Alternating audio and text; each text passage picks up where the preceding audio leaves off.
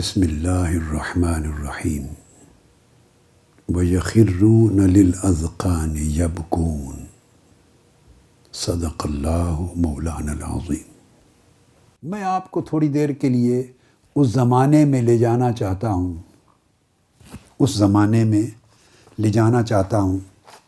جس زمانے کے لیے میں خود کئی بار حسرت کرتا ہوں۔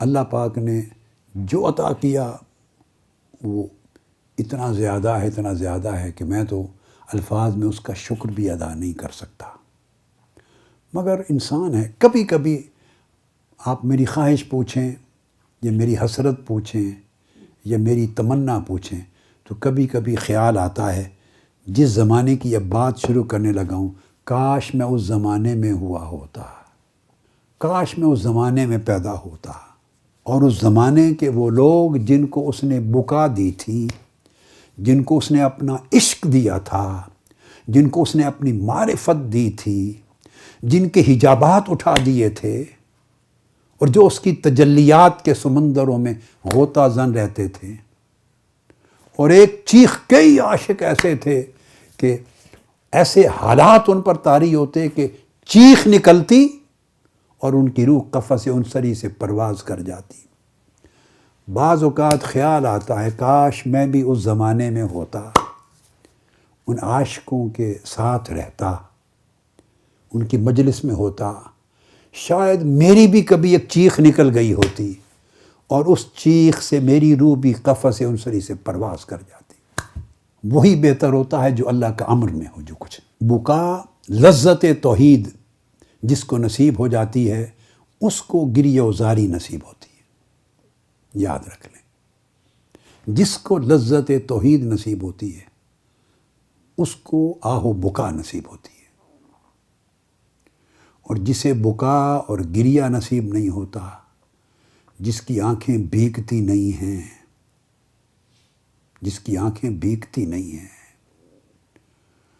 اور بکا کی 3 قسمیں ہیں۔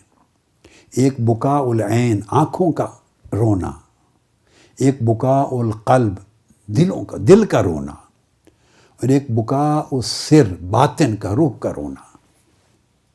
اب بکا الروح سمجھ لیں، سر، باطن کا رونا۔ دیکھیے، ہم اپنے آپ کو دیکھیں تو ہم تو ایسے لوگ ہیں کہ بکا عین سے بھی محروم ہیں۔ ہماری تو آنکھیں بھی نہیں روتی، دل اتنے سخت ہو گئے ہیں کہ خالی آنکھوں کا رونا بھی چھن گیا ہے۔ اس دنیا نے آنکھوں کا رونا بھی چھین لیا ہے، اور عاشق اور عارف لوگ تو آنکھوں کے رونے کو رونا ہی نہیں جانتے تھے، وہ کم سے کم بکا القلب کو رونا جانتے تھے، گریہ جب، اور دل کا گریہ عشق کا گریہ ہوتا ہے، اور پھر بکا السر، روح کا گریہ ہوتا تھا۔ یہ جو رونا ہے اس کے 6 اسباب ہیں، گریہ کے 6 اسباب ہیں۔ ایک پہلا سبب ہے بکا الخطیئہ کہتے ہیں۔ انسان نے گناہ کیے، خطائیں کی، نافرمانی کی، لغزشیں کی، غفلتیں کی، اس کو احساس ہو گیا کہ میں نے اللہ کی نافرمانی کی ہے، گناہ کیے ہیں، غفلتیں کی ہیں، تو اپنی خطاؤں کو یا کسی خطا کو یاد کر کے رونا، یہ بکا الخطیئہ ہے۔ مختصراً گزرنا چاہتا ہوں۔ دوسرا بکا الخوف ہے۔ یہ خطاؤں کے احساس کے ساتھ جڑا ہوا ہے، اور کبھی ایسے حال کے لوگ بھی ہوتے ہیں کہ ان کے ساتھ جڑا ہوا نہیں ہوتا۔ اللہ رب العزت کی ہیبت پر، اس کے جلال پر خوف زدہ ہوتا ہے آدمی، اور کسی شخص کو اگر وہ عدل بھی کر دے تو کوئی بخشا نہ جائے، اس پر خوف ہوتا ہے کہ کہیں عدل نہ کر دے۔ تو اللہ سے خوف زدہ ہونا، ڈرنا، اور ڈر کے رونا کہ کیا ہوگا میرا۔ وہ دن جب ترازو رکھے جائیں گے اور اعمال تلیں گے، میرا کیا ہوگا۔ وہ دن جب باریک پل صراط پہ گزر رہے ہوں گے، میرا کیا ہوگا۔ وہ دن جب کوئی کسی کا سفارشی، رشتہ دار، بھائی بہن، مال و دولت، وہاں رشوت سفارش نہیں ہوگی، تو میرا کیا ہوگا۔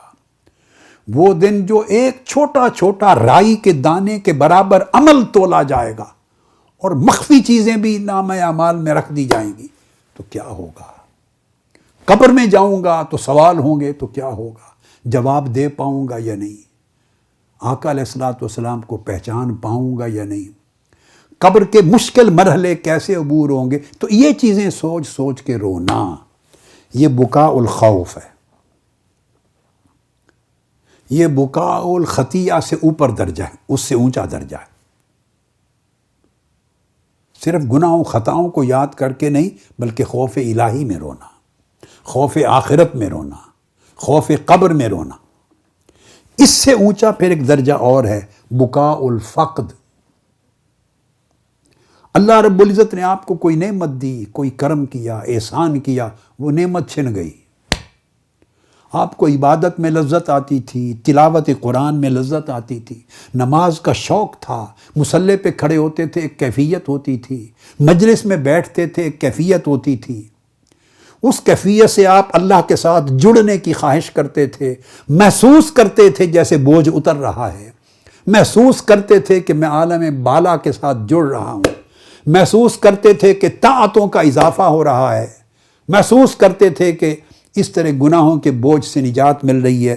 وہ کیفیت چھن گئی، ایسے گناہ کیے، دنیا کی میں ایسے لت پت ہوئے، ایسے حرص میں، لالچ میں، تکبر میں، رعونت میں، خبث باطن میں، حسد میں، بغض میں، عناد میں، عداوت میں، چغلی میں، دورے پن میں، دوغلے پن میں، چغلیوں میں، یعنی اپنے من اور نفس امارہ کی ہلاکتوں میں ایسے ڈوبے کہ وہ کیفیتیں بھی چھن رہیں، وہ یاد کی لذتیں نہ رہیں، یاد کی فرصتیں نہ رہیں، یاد کے لمحے نہ رہے، اور یاد کے اندر ملنے والی کیفیتیں، حلاوتیں، ذکر کی وہ نہ رہیں۔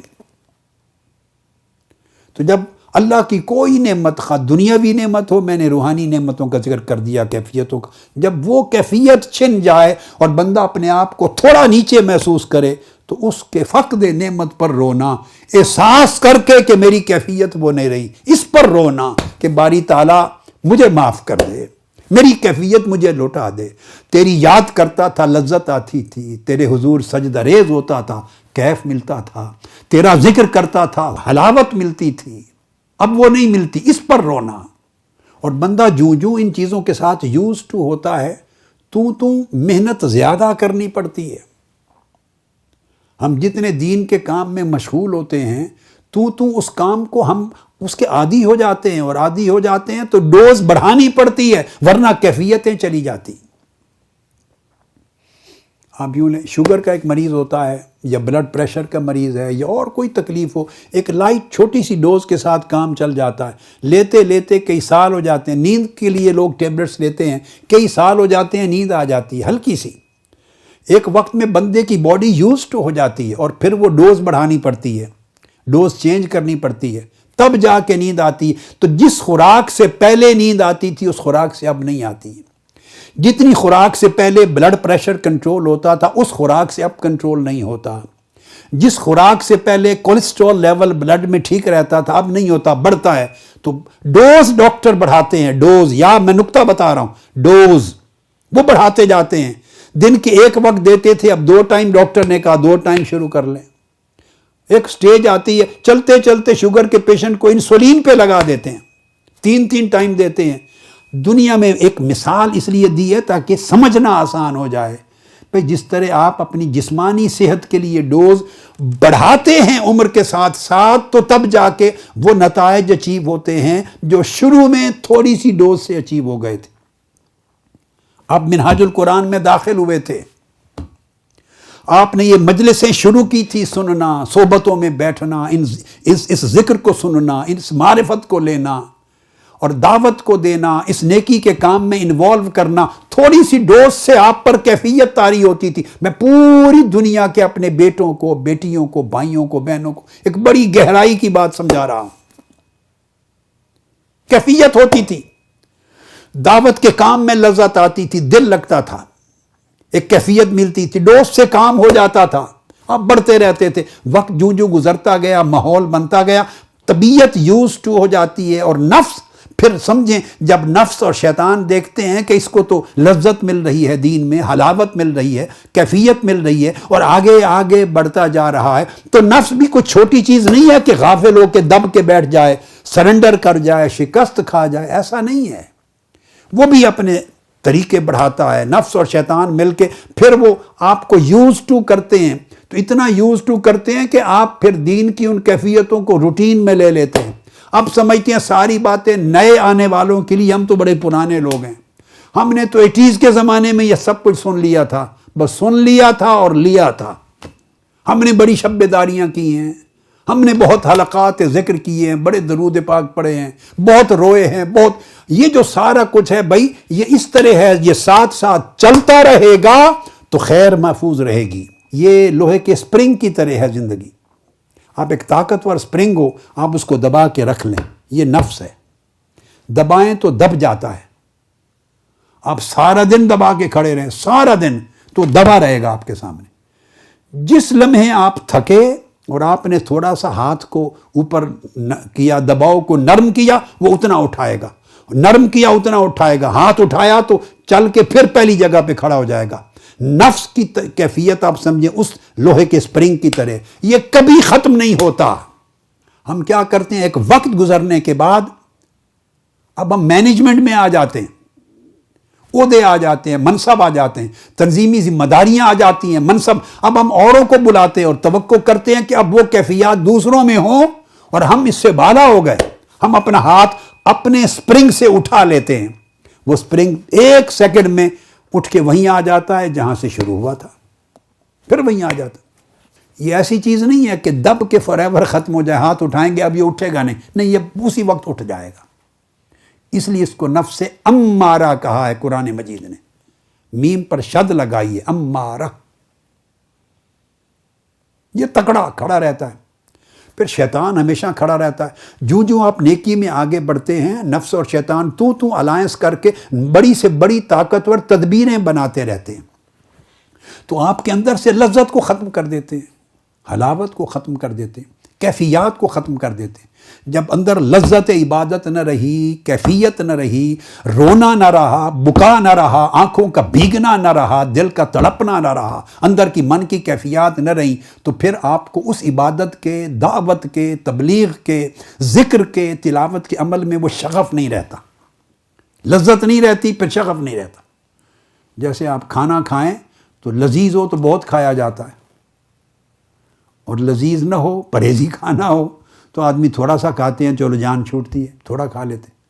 اور شاندار کھانا ہو، بڑا خوب کسی شاندار ریسٹورانٹ کا بنا ہوا، اب ڈشز کے میں کیا کیا نام بتاؤں گا، آپ سمجھ گئے، آپ کھانے والے لوگ ہیں، تو جیسا شاندار لذیذ کھانا ہو اتنا کھایا جاتا ہے۔ تو اس طرح ہوتا ہے یہ اس کیفیت میں، اب جب لذت نہ رہے اس میں تو آدمی کھاتا ہی نہیں ہے زیادہ، جب لذت نہ رہے سجدے میں تو سجدے زیادہ نہیں کرے گا، جب اس کی تلاوت میں لذت نہ رہی، اس کی عبادت میں، نماز میں، روزے میں، دعوت میں، حلقہ درود میں، مراقبے میں، ذکر میں، فکر میں، مجلسوں میں جب لذت، کیفیت اور حلاوت نہ رہی تو بندے کی رغبت کم ہو جاتی، ادھر نفس کا حملہ بڑھتا چلا جاتا، وہ سمجھتا میں تدبیر میں آ گیا ہوں، اور ساتھ ہی ساتھ پھر نفس اس کے اندر ڈالتا ہے میں نے اتنے سال مشن کی خدمت کی، ہم نے 80s میں کام شروع کیا تھا، 90s میں کیا تھا، 30-40 سال ہم نے یہ کیا، وہ ہم کرتے کرتے اتنا کیا، کر کے وہ نفس اتنا بڑا پہاڑ بن جاتا ہے اور بندہ رائی کے دانے کی طرح چھوٹا رہ جاتا۔ ہم نے اتنی قربت پائی، اتنی صحبتیں پائیں، اتنے خطاب سنے، اتنی براہ راست مجلسوں میں بیٹھے، یہی کرتے بھائی یہ اس طرح کی چیز ہے، یہ دوائی ہے، یہ میڈیسن ہے، یہ لیتے رہیں گے تو ہر چیز کنٹرول میں رہے گی، جس دن چھوڑا بلڈ پریشر پھر واپس اپنی جگہ پہ آ جائے گا۔ دیکھو نا، میں آپ کو ایک اپنی مثال دیتا ہوں، میں بلڈ پریشر کی میڈیسن 1982 سے لے رہا ہوں، آج 39واں سال ہے مجھے، ہارٹ کی میڈیسن 1982 سے لے رہا ہوں، کولیسٹرول کی میڈیسن 1982 سے لے رہا ہوں۔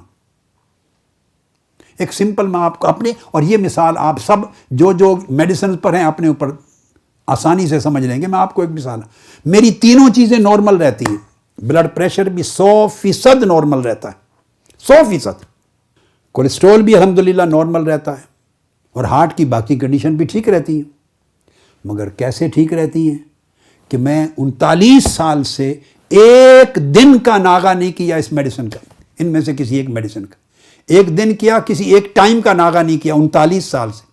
اب اگر میں یہ سمجھوں کہ میں نے 40 سال میڈیسنز لی ہیں، اب میں چھوڑ دوں، اب ٹھیک ہو جائے گا سب کچھ، اب تو ٹھیک ہو چکا ہوگا، تو جس دن چھوڑوں گا ایک ہفتے کے بعد بلڈ پریشر اوپر شوٹ کرنا شروع کر دے گا۔ یہ سب کچھ ٹھیک ہے ان میڈیسنز کے ساتھ۔ شوگر کے جو پیشنٹ ہوتے ہیں وہ میڈیسن لیتے ہیں تو ٹھیک رہتے ہیں، جس دن چھوڑ دیں گے شوٹ کر جائے گی۔ اور اس طرح بہت سے ایسے جو لائف لانگ جو تکلیفیں چلتی ہیں، وہ لائف لانگ علاج ساتھ ساتھ چلانا پڑتا۔ یہ انفیکشن کی مانند نہیں ہے کہ آپ نے لی ایک ڈوز، ایک کورس، دوسرا کورس کیا 10-15 دن، 5 دن، 7 دن اور انفیکشن چلی گئی، انفیکشن کی مانند نہیں۔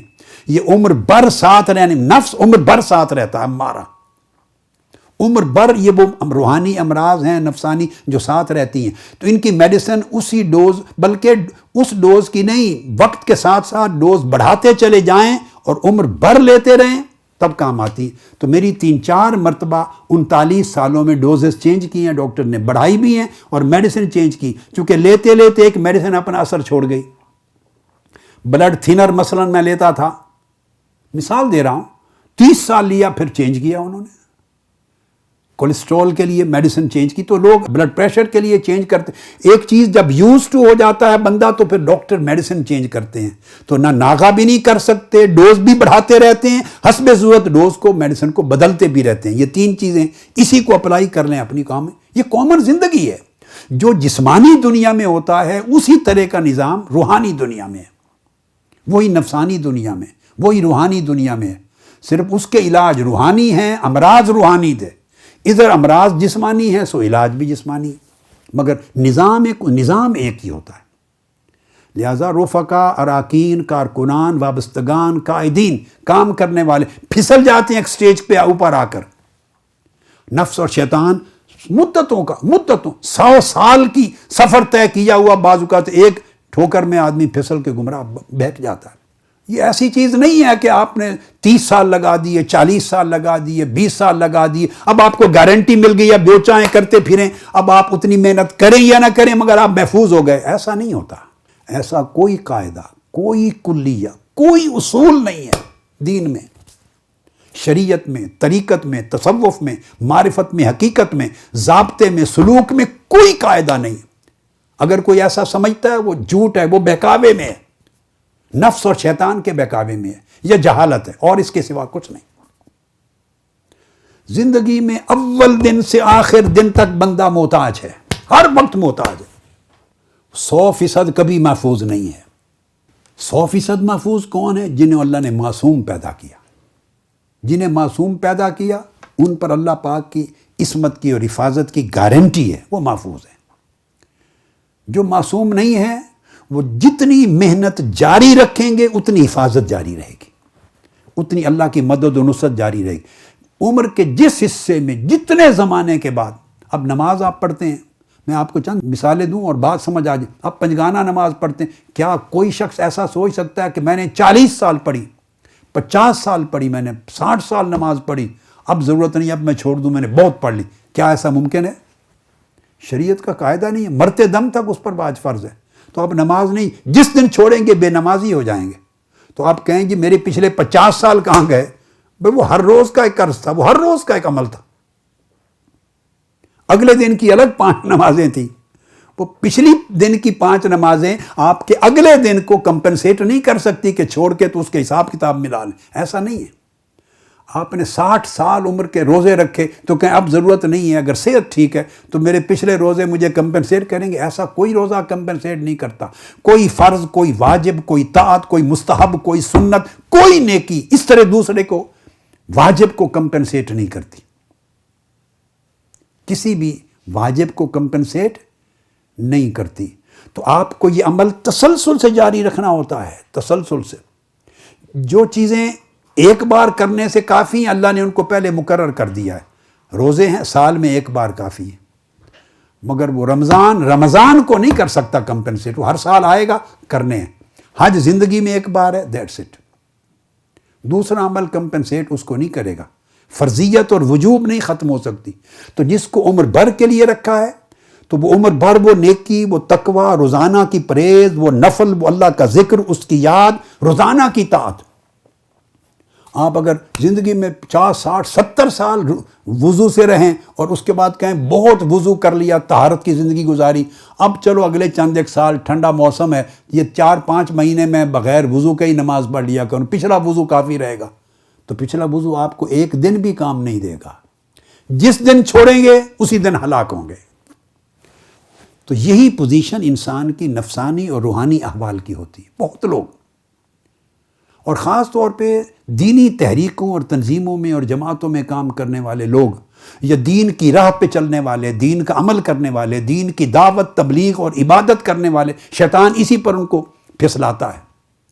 کرنے والے ان کو خیال آتا ہے کہ میں نے اتنا زمانہ عمر کا، زندگی کا، اتنے سال میں نے اس نیکی کے لیے، دین کے لیے، دعوت کے لیے، اس مشن کے لیے، اس کام کے لیے گزارے، اور اس کے بعد وہ اگر اس کی میں نفس کے چنگل میں چلا گیا، شیطان کے چنگل میں چلا گیا، غفلت میں آ گیا، کبر میں آ گیا، رعونت میں آ گیا، اس کی میں بڑی ہو گئی، رویے خراب ہو گئے، عاجزی انکساری نہ رہی، تواضع نہ رہی، خشوع اور خضوع نہ رہا، عبادت نہ رہی، جو کمی ہوگی تو پچھلے کیے ہوئے 50 60 سال بھی گزارے ہیں وہ کام نہیں دیں گے آپ کو.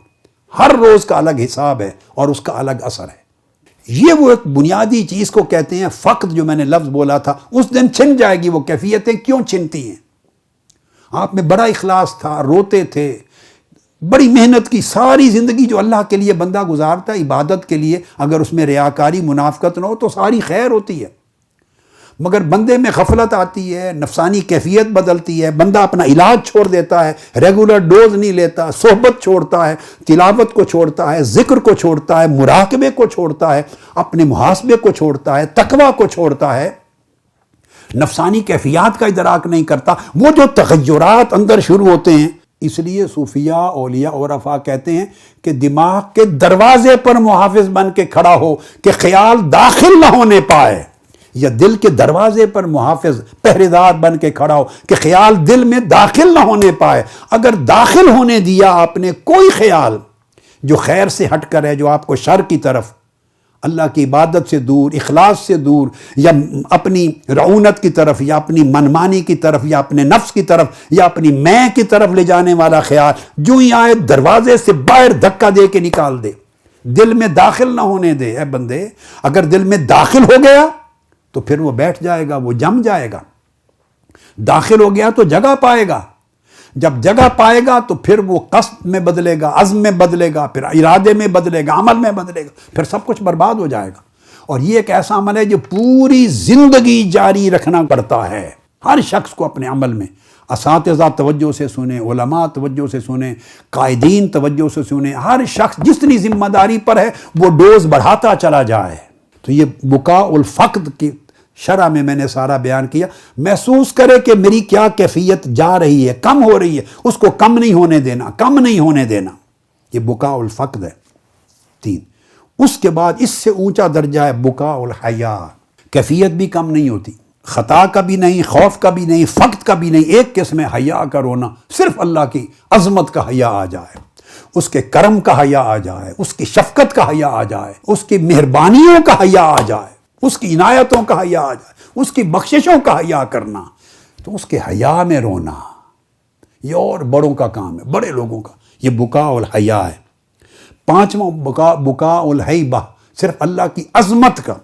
وہ حیا تھا اور یہ اللہ کی عظمت میں رونا، اس کی عظمت میں رونا. اور 6ٹھی قسم یہ ہے بکاء الشوق والمحبہ، اس کی محبت میں رونا، اس کی ملاقات کے شوق میں رونا. اب ہم اس وادی میں داخل ہو گئے، اب فوری نکل جائیں آپ اپنے آپ سے، اس دنیا سے بھی الگ ہو جائیں، اپنے آپ سے الگ ہو جائیں، اب اس وادی میں چلیں میرے ساتھ. یہ شوق و محبت کی بکا ہے. اس لیے میں نے لفظ بولا لذت توحید اور بکا. وہ جو اس کی توحید کی لذت میں آدمی روتا ہے، وہ اس کے عشق میں، اس کے شوق میں، اس کی محبت میں، اور اس کی ملاقات کے شوق میں کہ ملاقات کب ہوگی. حضرت شعیب علیہ السلام کی آنکھوں کی بینائی چلی گئی. آپ اتنا روئے، اتنا روتے تھے، اس کے شوق و محبت میں اتنا روتے تھے کہ آنکھوں کی بینائی چلی گئی. اللہ رب العزت نے بینائی لوٹا دی. پھر روتے رہے، پھر بینائی چلی گئی. پھر لوٹا دی، پھر روتے رہے، پھر بینائی چلی، 3 مرتبہ ہوا۔ پرانی کتب میں آتا ہے کہ اللہ رب العزت نے وہی فرمائی، پوچھا اے شعیب اگر تو تیری بکا، تیرا گریہ و زاری، رونا دوزخ کے عذاب کے خوف میں ہے تو میں تمہیں امان دے چکا ہوں، امان گارنٹی ہو چکی ہے، امان کی ضمانت مل چکی ہے۔ اور اگر تیرا رونا اتنا کثرت کے ساتھ کہ 3 بار بنائی گئی رونا اگر جنت کی طلب میں ہے تو جنت تمہارے لیے واجب کر چکا ہوں۔ پوچھا کیوں روتے ہو، اب کیوں روتے ہو؟ عرض کیا باری تعالیٰ نہیں، نہ دوزخ کے خوف سے روتا ہوں، نہ جنت کی طلب میں روتا ہوں۔ تو پھر کیا؟ ولیکن من الشوق الی رؤیتک، صرف تجھے دیکھنے کے شوق میں روتا ہوں کہ تجھے دیکھنا کب نصیب ہوگا، کب حجاب اٹھے گا اور تیرے حسن مطلق پہ نگاہ پڑے گی میری، کب دیکھ سکوں گا تیرا جمال۔ اس پر اللہ رب العزت نے وہی فرمایا شعیب حق ہے، جو شخص میرا ارادہ کرتا ہے اور میرے شوق میں روتا ہے اس کا پھر کوئی اور علاج نہیں سوائے میری ملاقات کے۔ میرے شوق میں رونے والوں کا علاج اسی دن ہوگا جس دن پردہ اٹھے گا اور وہ میرے سامنے آیا میرا دیدار کریں گے۔ حضرت رابعہ بصری رضی اللہ تعالیٰ عنہ نے فرمایا کہ 10 سال میں اللہ کے خوف میں روئی، پھر اس کے بعد 10 سال اللہ کی ذات سے امید میں روئی۔ ہائے ہائے ہائے، اس کی بارگاہ سے جو امید کی لو لگی تھی اس امید کے لطف میں روئی، اور 10 سال پھر صرف اس کے شوق میں روئی، یعنی اس کے دیدار کی آرزو میں روئی کہ تیری ملاقات کب ہوگی۔ فرماتی ہیں 30 سال اس طرح روئی، اور پھر آپ اسی طرح سجدے میں رو رہی تھی، سجدے سے سر اٹھایا، ان کے زمانے کے عارفین میں سے ایک عارف ان کو بیٹھے پایا، انہوں نے سلام کیا، آپ نے جواب دیا، پوچھا آپ کی کیا حاجت ہے، میرے پاس کیوں آئے ہو؟ انہوں نے کہا آپ کی زیارت کے لیے آیا ہوں، زیارت کے لیے آیا ہوں۔ آپ کی چیخ نکل گئی، پھر رو پڑی اور کہنے لگی باری تعالیٰ تعجب ہے ان لوگوں پر جنہوں نے تجھے پہچان لیا ہے اور پھر بھی تیرے سوا کسی اور کے ساتھ مشغول ہوتے ہیں، تیرے سوا پھر بھی کسی اور کی خواہش کرتے ہیں، اور تعجب ہے جنہوں نے تیری چاہت اور ارادے کو اختیار کر لیا ہے پھر بھی وہ کسی اور کی چاہت رکھتے ہیں، ارادہ رکھتے ہیں۔ اب دیکھیے نا، یہ وہ کیفیت ہے بکا کی جب توحید کی لذت نصیب ہو جاتی ہے، اور پھر بکا گریہ و زاری اور گریہ و بکا اس کے شوق اور محبت میں ہوتا ہے، اس بکا کی کیفیت کچھ اور ہوتی ہے۔ حضرت فضیل ابن عیاض فرماتے ہیں کہ میں کعبۃ اللہ کا طواف کر رہا تھا، اور طواف کے دوران میں نے ایک شخص کو، ایک جوان کو دیکھا، اس کے چہرے کا رنگ متغیر تھا، جیسے زرد ہو جاتا ہے رنگ، جسم نحیف تھا، اور وہ ایسے جیسے سرگوشی کرتا ہے، کوئی گنگناتا ہے اپنے دل میں اور زبان میں، اپنے آپ کے ساتھ کو ایسے لگتا تھا کلام کرتا ہے۔ حضرت فضیل ابن عیاض فرماتے میں اس شخص کے قریب ہوا تو میں نے سنا کہ کہتا کیا ہے۔ وہ کہہ رہا تھا الہی، اے میرے مالک، تجھ سے محبت عشق کرنے والوں کے جو دل ہیں وہ تیرے ساتھ مانوس ہو چکے ہیں، تجھ سے محبت کرنے والوں کو دل مانوس ہو چکے، تیرے ساتھ جڑ گئے، لگ گئے اس محبت میں، اور جو تیرے عارف بندے ہیں، عارفین، ان کے دل تیری بارگاہ میں تیرے تعلق میں راحت پا چکے، ان کا تڑپنا نہیں، وہ سکون اور راحت پا چکے۔ اب رہ گئے وہ جو ابھی نہ محب ہوئے تھے نہ عارف بنے تھے، اگر مشتاق ہوئے ہیں، چاہت کی چنگاری پیدا ہو گئی ان کے دلوں میں، چاہت ہے ان کی تیری طرف، باری تعالیٰ ان کی امید کو نہ کاٹنا، ان کی امید کو پورا کر دے۔ وہ یہی کہتا جاتا تھا اور روتا تھا زار و قطار۔ حضرت فضیل ابن عیاض فرماتے ہیں میں نے آسمان سے ایک آواز سنی، آواز آئی، فرمایا اے اللہ کے دوست، تیرے رونے نے 7 آسمانوں کو رلا دیا ہے، تو رونا چھوڑ، جو تو نے مانگا تجھے عطا کر دیا۔ حضرت ذوالنون مصری رضی اللہ تعالیٰ عنہ فرماتے ہیں کہ میں مکہ میں تھا، مکہ معظمہ میں، اور میں نے ایک شخص کو دیکھا حرم کعبہ میں، وہ عارفوں کی بکا میں تھا، یعنی اس کا رونا عارفوں کا، عاشقوں اور عارفوں کا رونا تھا۔ میں اس کے قریب ہوا کہ جانوں کیا کہتا ہے، اور قریب ہو کر میں نے اس سے پوچھا، قلت اللہ کا حبیب، اے رونے والے، کیا تیرا کوئی دوست نہیں ہے؟ ہائے ہائے، کیا تیرا کوئی دوست نہیں ہے؟ قال نعم، اس نے کہا ہاں ہے۔ میں نے پوچھا، قلت حبیبک قریب ام بعید، تیرا دوست تیرے قریب رہتا ہے یا تجھ سے بہت دور ہے؟ رو کیوں رہا ہے؟ تیرا دوست کہیں دور ہے تجھ سے یا قریب ہے؟ قال قریب، کہا میرا دوست میرے بہت قریب ہے۔ پھر میں نے پوچھا، قلت موافق لک ام مخالف، کیا وہ تیرا مخالف ہو گیا ہے تیرا دوست، تیرا موافق نہیں رہا؟ موافق ہے تیرے ساتھ یا مخالف ہو گیا؟ اس نے کہا بل موافق لی، میرا بڑا موافق ہے، مخالف نہیں ہوا، میرا بڑا موافق ہے، میرا بڑا خیال رکھتا ہے، بہت خیال رکھتا ہے۔ میں نے کہا سبحان اللہ، کہ تو پھر کیوں روتا ہے جب تیرا دوست بھی ہے اور تیرے بہت قریب بھی ہے اور تیرا موافق اور خیال بھی بہت رکھتا ہے، پھر کیوں روتا ہے؟ اس نے کہا تجھے معلوم نہیں ہے کہ دوری اور مخالفت کا عذاب کم ہوتا ہے، قرب اور موافقت دوستی کا عذاب بہت شدید ہوتا ہے۔ جب دوستی مل جاتی ہے، تعلق مل جاتا ہے، محبت استوار ہو جاتی ہے اور تعلق قائم ہو جاتا ہے اپنے مالک سے، تو وہ جو عذاب ہے، کس چیز کا جو ڈر لگا رہتا ہے کہ کہیں محبوب کی بے ادبی نہ ہو جائے، کہیں کوئی خطا نہ ہو جائے، کہیں اس کے امر کی اہمیت کم نہ ہو جائے، کہیں مجھ سے خفا نہ ہو جائے، کہیں رخ نہ پھیر لے، مجھ سے ادنا سی غفلت نہ ہو جائے، دھیان میں کمی نہ آ جائے۔ یہ جو قربت ملتی ہے اور دوستی اور ولایت ملتی ہے، اس کے اندر یہ جو دھڑکن لگی رہتی ہے، دھڑکا، یہ بڑا سخت ہوتا ہے اس عذاب سے جو مخالفت اور بعد کا عذاب ہوتا ہے۔ تو قرب بڑی آزمائش ہے، اس میں روتا ہوں، کہیں غلطی نہ ہو جائے، کہیں محبوب خفا نہ ہو جائے، کہیں میں ان کی نگاہوں سے گر نہ جاؤں۔ اس وجہ سے وہ ہمیشہ صوفیاء اور عرفاء اور عاشقین کہتے کہ منافق کی جو کا رونا ہوتا ہے وہ فقط آنکھ کا رونا ہوتا ہے، اس کی آنکھ روتی ہے مگر دل اس بکا میں شریک نہیں ہوتا، اور مومن کا رونا دل کا رونا ہے، اس میں آنکھ کے ساتھ اس کا دل شریک ہوتا ہے، کبھی آنکھ نہیں روتی مگر دل حالت بکا میں ہوتا ہے، چونکہ دل اس کا عشق الہی سے لبریز ہوتا ہے۔ اور حضرت فضیل ابن عیاض فرماتے ہیں کہ جب کسی شخص کو دیکھو کہ وہ آنکھ سے روتا ہے مگر دل اس کا غافل ہے، دل اپنے مولا کو بھولا ہوا ہے، آنکھوں سے روتا ہے، آنسو گراتا ہے مگر دل بھولا ہوا، سمجھ لو کہ یہ بکا منافقت کی بکا ہے۔ دل کی مومن کی بکا وہ ہے کہ جس کا دل کبھی مولا کی یاد سے غافل نہ ہو، کبھی دل پر غفلت طاری نہ ہو، اور دل مولا کو کبھی نہ بھولے۔ آنکھ روئے نہ روئے مگر دل کبھی نہ بھولے، دل اس کی یاد میں روئے۔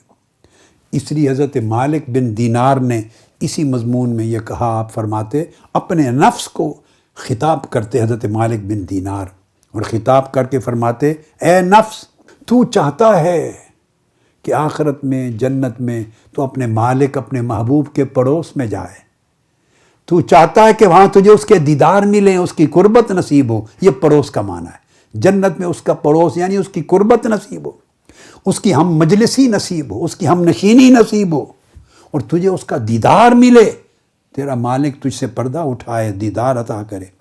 اے نفس مجھے بتا، کون سی شہوت ہے جو اس محبوب کے لیے تو نے چھوڑ دی ہے؟ کون سی نفس کی بری خواہش ہے جس کو تو نے اس محبوب کے دیدار کی خاطر جو آخرت میں ہوگا ترک کر دیا ہے؟ کون سی اپنی نفس کی مرغوبات ایسی ہیں اور محبوبات ایسی ہیں جن کو تو نے اس محبوب کی مجاورت اور قربت اور پڑوس کے لیے ترک کر دیا ہے؟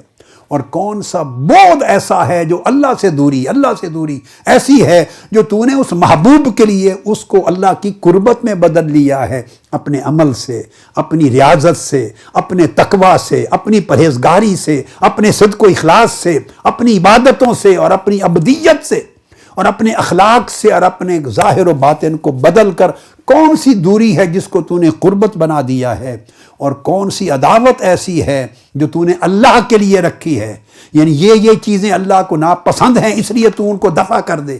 کون سی چیز چھوڑی ہے اللہ کے لیے؟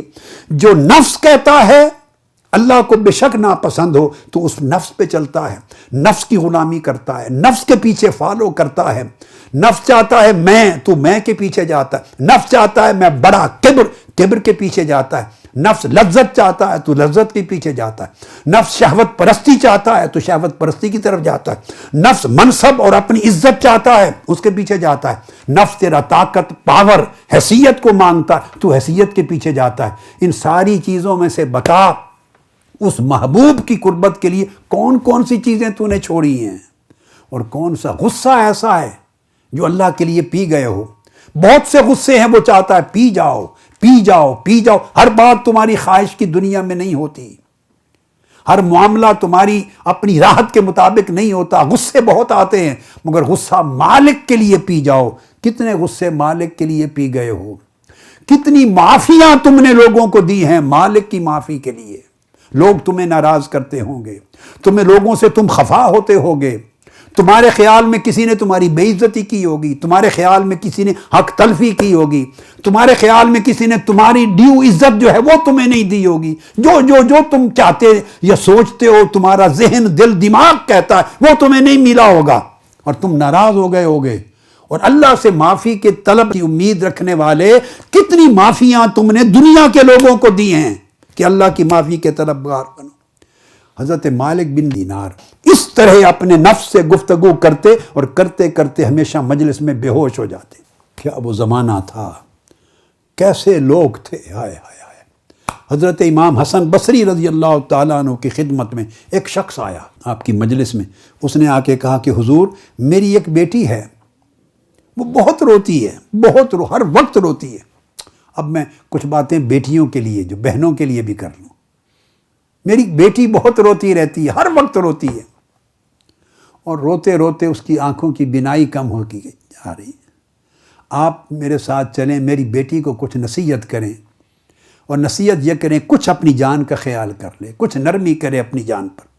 امام حسن بصری ان کے ساتھ چلے گئے، جا کے اس بیٹی کو نصیحت کی کہ بیٹی کچھ نرمی کر اپنی جان کے ساتھ، کچھ اپنی جان کا خیال کر۔ جب نصیحت کرتے رہے تو بیٹی نے کہا، یا استاد ہے میرے شیخ، سنیں میرا رونا دو اسباب میں سے کسی ایک سبب کی وجہ سے ہو سکتا ہے، ان سے خالی نہیں ہے۔ یعنی میرے رونے کے دو سبب ہو سکتے ہیں، دو میں سے کوئی ایک، کہ یا تو میری جو آنکھیں ہیں، میری آنکھیں وہ اللہ کے دیدار کے قابل نہیں ہیں۔ میں یہ سوچتی ہوں کہ کیا میری آنکھیں اللہ کے دیدار کے قابل ہیں کہ انہیں جنت میں دیدار نصیب ہوگا، اور یا اس کے دیدار کے قابل نہیں ہیں۔ اگر ہیں تو سوچتی ہوں کہ ان آنکھوں سے دیدار نصیب ہوگا، یا خیال آتا ہے کہ اس دیدار کے قابل نہیں مولا کے، تو دیدار نصیب نہیں ہوگا۔ اب یہ دو امکانات ہیں۔ وہ بیٹی کہنے لگی، جوان بیٹی، وہ کہتی ہے کہ شیخ اگر تو میری آنکھیں دیدار کے قابل نہیں ہیں، یہ آنکھیں مولا کا دیدار نہیں کر سکتی، اس قابل نہیں، تو پھر رو رو کے انہیں نابینا ہی ہو جانا چاہیے۔ جو آنکھیں اس کے دیدار کے قابل نہیں، یہ بینائی رکھنے کے حقدار نہیں۔ اس کی بینائی کیوں رہے؟ جو محبوب کو نہیں دیکھ سکیں گی جنت میں، جو محبوب کو نہیں دیکھ سکیں گی، یا اس دنیا میں اس کی تجلیات کا مشاہدہ نہیں کر سکتی، تو پھر ان آنکھوں کی بینائی کا ختم ہو جانا ہی بہتر ہے۔